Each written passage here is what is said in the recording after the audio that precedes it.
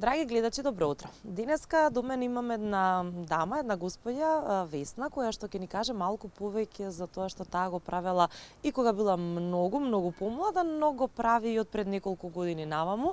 А тоа е љубовта кон играорната. Таа била играорка порано, но е играорка и сега. Господја Весна, добро утро.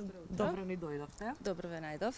Ми се погоди времето денеска, убаво сончево, ќе зборуваме за убави позитивни теми.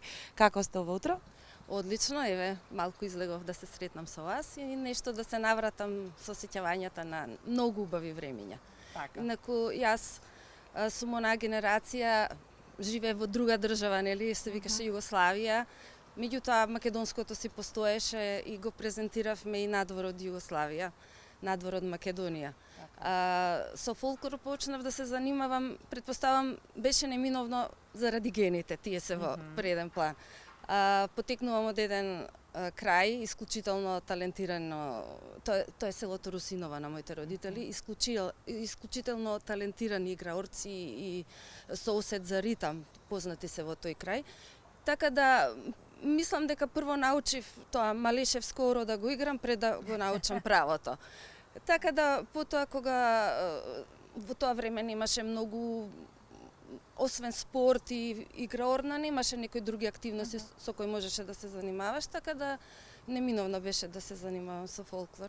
Така. Ми остана во срцето, ми остана многу убави сеќавања, во тоа време имаше многу настапи, градот Скопје исто се грижеше, имаше смотри на фолклор, потоа имаше една манифестација што се викаше Аматерите на својот град, каде што сите културно-уметнички друштва настапуваа со некоја своја точка. Репертоарот беше богат, не само од Македонија, и оние класични ги имавме по Вардарија, Источна, Тресеница. А јас членував во културно-уметничкото друштво Металец, кое беше под патронат на Металски завод Тито. И ние бевме единствените аматери кои што го играа невестинско и тешкото на времето. И доста настапувавме, како што реков, и во Македонија, и во градот, а имаше и турнеи надвор од Македонија. Така. Љубовта кон традицијата, љубовта кон фолклорот, љубовта кон македонската музика се уште постои во вас и си ја негувате, како што пред малку ми кажавте дека се уште сте активна на тоа поле, па ајде да ни откриете што правите изминативе неколку години и како се дружите со други пензионери. Да. Значи, ќе рипнам еден период, кога се формира семејството, нели, кога доаѓа сериозен живот, така наречен, и кога си преокупиран, се посветуваш на работа и екзистенција, меѓутоа кога ќе запливаш во мирни води, почнуваат табаните да ве сврбат и сакате повторно нешто. Се обидов пред 10 години, во Кочарацин ветерани исто игравме, и таму имаше една убава група прекрасни луѓе, стари играорци, прекалени, со кои што имавме и неколку настапи, меѓутоа од разни причини згасна таа група, а потоа во 2022 на покана од еден драг пријател ме поканија како да ги засилам нивните редови во Сдружение на пензионери Кисела вода, има фолклорна секција пензионерски бисери. И верувате, од 2022 до денес се уште сум со нив, еве и вчера имавме проба. Така излезе да на нивно инсистирање, јас не викам дека сум кореограф, јас сум само инструктор кој што ги обучува, пошто имам најмногу и сценско и играорско искуство, ги обучува и давам идеи како кореографски нешто да направиме. Ние се подпираме на своји собствени сили, значи не купуваме кореографија, не имитираме некого, наоѓаме некоја прикладна музика за возраста што ќе биде погодна и осмислуваме како да ја изиграме. Колку членови има, дали негде настапувате, имате ли некаква агенда каде може да ве видиме? Па во моментов, вчера, например, бевме 16 играорци, повеќе жени, морам да признам, отколку мажи, меѓутоа, колку сме, толку сме, токму сме. Председателот на Сдруженијето прави напори, така да минатава есен беше богата, за нас богата. Бевме во Гевгелија, во Пробиштип, настапивме и во Прокупје, дојде до збратимување на Сдруженијата на пензионери, така да беше убаво. Сега се подготвуваме, има смотри, пензионерите организираат за сите друштва, во мај ќе се одржат во цела Македонија, а во Скопје за нашата група ќе бидеме домаќини ние, Сдруженијето на пензионери Кисела вода. Да. Кажете ми, кое ви е омилено оро, ако можете да издвоите?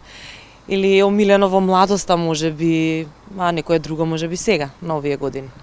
Многу тешко да се каже. Јас од секогаш сум сакала тимска работа, тимска игра и ора, например, многу помалку сакам нешто солистички, чочеци и такви работи, а ора сите, значи, може циганчица најмногу сум го играла во слободни активности.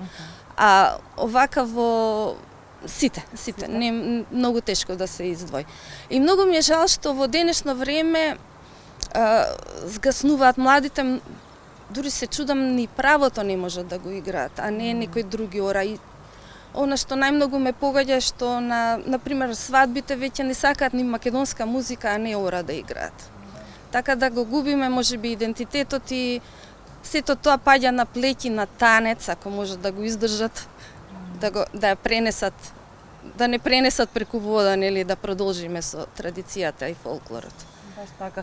Добро, ајде за да не биде така, како еве еден апел од ваша страна до оние кои што не гледаат, до бабите, дедовците да ги учат своите внучиња, родителите да ги учат своите децу што од најмали нозе, што се вели најпрво правото да го научат, па потоа и другите ора. Точно така, јас еве баба сум, имам 3 прекрасни внуки. Живи здрави. Фала ви. Исто се трудам, ги анимирам со марамче, со нешто, па они сакаат да го земат, они да вртат. И се надевам дека ќе има кој да наследи. Така нека продолжат и сите други, нека не се откажуваат. Јас ја сакам секоја музика, значи ги носам децата и на балет, и во театар, секоја уметност е убава, за секоја музика има слушател. Меѓутоа да не се откажеме од нашето, затоа што е многу ценето. Ќе ви кажам само дека имаше една турнеја во соседна земја, каде што секоја вечер не става последни да играме. И ние една вечер рековме, ама зошто еднаш први не стаите? А не рекоа, ако ве ставиме први, сите ќе си отидат, ќе немаме публика за крај. Значи, секаде е ценет фолклорот. Имам пријатели во Холандија кои што немаат фолклор. Може би се прекрасни умови, изумители, не знам. Да, Рембрандт, земјата на Рембрандт, меѓутоа немаат фолклор. И они учат балкански фолклор за тие што сакаат. Така да треба да го задржиме.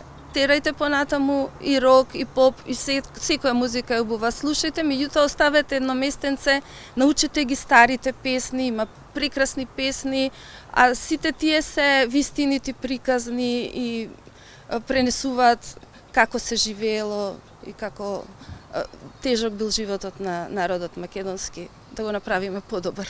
Така. Многу убава порака, господја Весна, дадовте на крај. Најпрво да го сакаме и почитуваме нашето, македонското, а потоа и се останато, нели, што е убаво и квалитетно. Ви благодарам многу за денешниот разговор. Благодарам и на вас за одвоеното време. Се надевам дека ќе мотивирам и инспирирам уште некој да се активира и да си ги исполни желбите. Никогаш не е доцна. Никогаш не е доцна. Ние може на крај да заиграме некој оро. Ви благодарам.